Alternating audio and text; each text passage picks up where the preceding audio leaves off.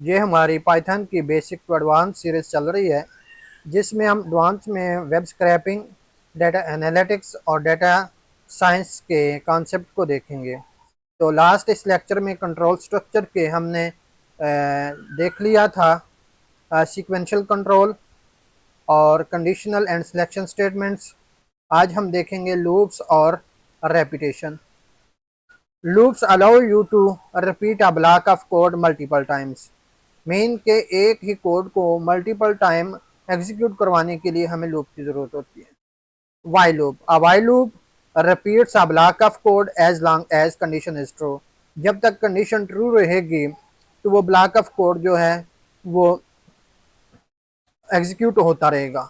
इसको डायग्राम की मदद समझ लेते हैं। यहाँ से एंटर वाइल लूप में होंगे और यहाँ पर एक कंडीशन होगी। अगर ये कंडीशन ट्रू हो जाती है तो स्टेटमेंट जो वाइल लूप वाली हैं वो एग्जीक्यूट हो जाएंगी। फॉल्स होंगे तो बाकी प्रोग्राम जो है वो रन होगा, एग्जिट कर देगा वाइल लूप। इसको एक एग्जांपल के तौर पर देख लेते हैं। हमने एक ये प्रोग्राम लिखा वाइल लूप, और जिसमें एक वेरिएबल काउंट को इनिशियलाइज करवा दिया जीरो वैल्यू से वाइल वाइल काउंट। ये हमने एक कंडीशन लगा दी, काउंट लेस देन 5। जब तक काउंट लेस देन 5 रहेगा हमारी ये वाली जो स्टेटमेंट है ये एग्जीक्यूट होती रहेगी। Print count is, count variable जो है इसको हम यहाँ पर प्रिंट कराते रहेंगे। और यहाँ पर काउंट जो वेरिएबल है इसमें इंक्रीमेंट 1 का कर देंगे। तो अब ये इंक्रीमेंट 1 का साथ साथ होता रहेगा, यानी कि ये इस तरीके से काम करेगा। यहाँ पर काउंट 0 और वैल्यू चेक करेगा। काउंट के में 0 वैल्यू है और 5 से कम है तो ये वाली स्टेटमेंट एग्जीक्यूट हो जाएगी। तो यहाँ पर जब काउंट आएगा इसमें 0 के साथ +1 हो जाएगा, तो अब काउंट के वेरिएबल में 1 आ गया। दोबारा कंडीशन यहाँ पर आएगी, चेक होगी क्योंकि 1 भी 5 से कम होता है। तो अब दोबारा से ये स्टेटमेंट एग्जीक्यूट हो जाएगी, दोबारा यहाँ पे आ जाएगा। तो अब 1 इज +1 इज इक्वल टू 2। अब काउंट वेरिएबल में 2 आ गया है, 2 लेस देन 5 है, दोबारा कंडीशन ट्रू। ये अनटिल 4 तक जाएगा। जब इसमें 4 हो जाएगी वो भी कंडीशन ट्रू हो जाएगी। जब 5 हो जाएगी तो ये फिर फॉल्स हो जाएगी और ये लूप एग्जिट कर जाएगा। अब इस प्रोग्राम को एक दफा हम रन करके चेक कर लेते हैं। ये देखिएगा, पहले वैल्यू क्या थी 0, तो 0 1 2 3 4 4 तक जाएगी। 5 तक क्यों नहीं जाएगी? कि उसने कंडीशन लगाई हुई है कि काउंट लेस देन 5। इसके बाद हमारे पास दूसरा लूप है for loop. For loop iterates over a sequence, एक सीक्वेंस में को आइटरेट करता है। Such as a list, tuple, string और रेंज। ये हमारे पास इसके एग्जांपल भी है। यहाँ से हमारा यहाँ पर कंडीशन होगी। तो अब इसी को हम क्या कर लेते हैं, इस प्रोग्राम के तहत देख लेते हैं। हमने एक लिस्ट डिक्लेयर कर ली और इसमें वैल्यू 1 2 3 4 और 5 रख दी। हम चाहते हैं कि इसको जो इस लिस्ट जो है इसमें जितने भी हमारे पास वो आइटम्स हैं उनको हम प्रिंट करवा दें। तो हम क्या करेंगे, फार फार नम। नम मीन नंबर। ये हमने डमी वेरिएबल ले लिया नम, और इन नंबर्स, ये जो नंबर्स हैं उनमें से चेक करें जो भी ये है यहाँ पर आ जाए। अब नम इन नंबर्स, तो सबसे पहले पहले वाला नंबर आएगा, तो पहले वाले में क्या है 1। तो अब यहाँ पर हमारे पास नम में 1 आ गया, नम को हम प्रिंट करवाएंगे। फिर हम सेकंड टाइम पे जाएंगे, जब दोबारा जाएंगे तो हमारे पास ये 2 आ जाएगा, फिर 3 आ जाएगा, 4 आ जाएगा, 5 आ जाएगा, अंटिल के तमाम हमारे लिस्ट के जो आइटम्स हैं वो प्रिंट हो जाएंगे। ये 1 2 3 4 5। इसके बाद नेस्टेड लूप्स। नेस्टेड लूप्स क्या होते हैं, एक लूप के अंदर एक दूसरा लूप, और यहाँ पर रेंज का इस्तेमाल किया गया है। तो ये देखिएगा, you can nest loops within other loops for more complex iterations। यहाँ पर एक हमारे पास ये आउटर लूप है और ये हमारे पास इनर लूप है। आउटर लूप कहाँ से कहाँ तक है, फॉर आई इन रेंज।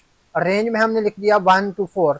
अब यहाँ पर ये जो आइटरेट होगा ये 1 से लेकर 3 तक होगा, 1 2 3, 4 तक नहीं जाएगा, लास्ट वाली वैल्यू इंक्लूड नहीं होगी।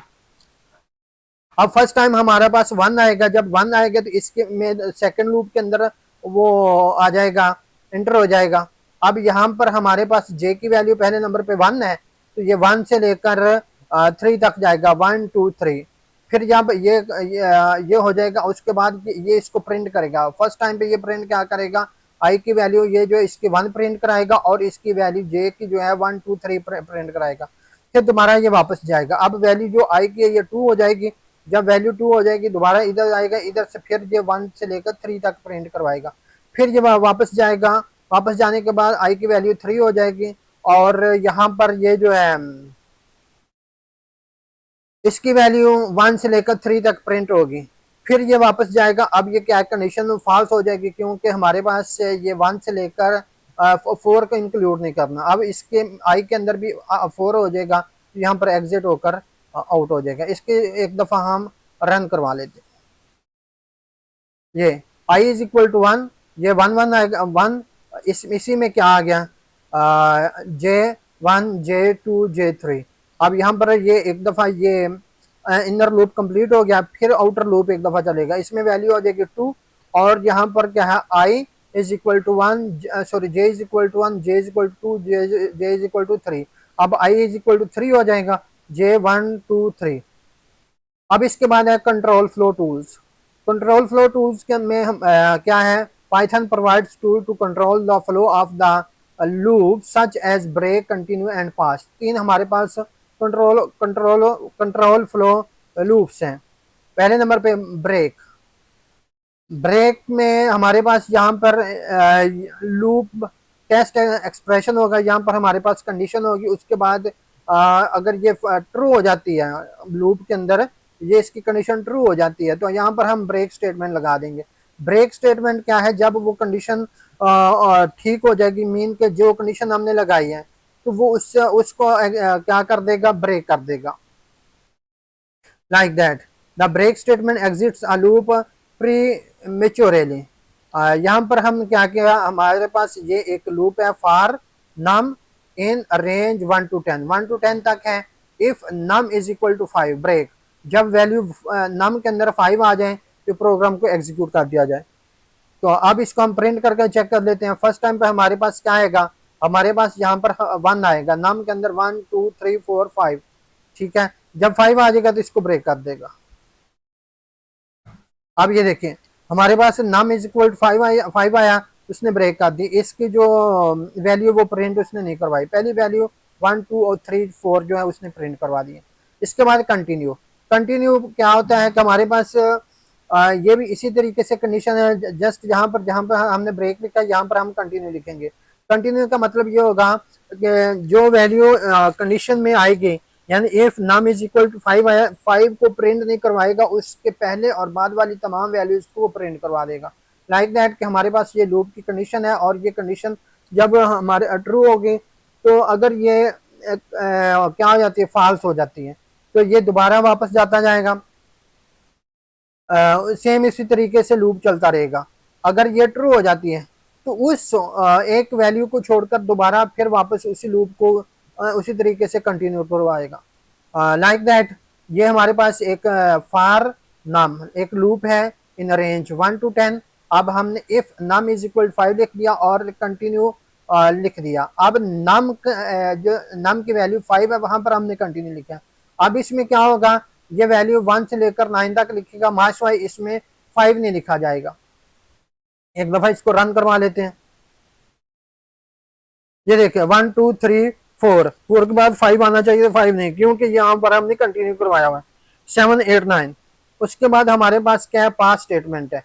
पास स्टेटमेंट क्यों हम यूज करते हैं कि हमने लूप के अंदर बाज का तो वो फ्यूचर में कोड लिखना होता है और उसको एग्जीक्यूट भी करवाना है उस लूप को, तो इसके लिए हम पास लिख देते हैं, तो वहां पर वो कोई एरर नहीं देता। फॉर एग्जांपल हमने क्या लिखा, ये क्या लिखा, the pass statement is a null operation, it does not nothing when executed, it is used as a place holder.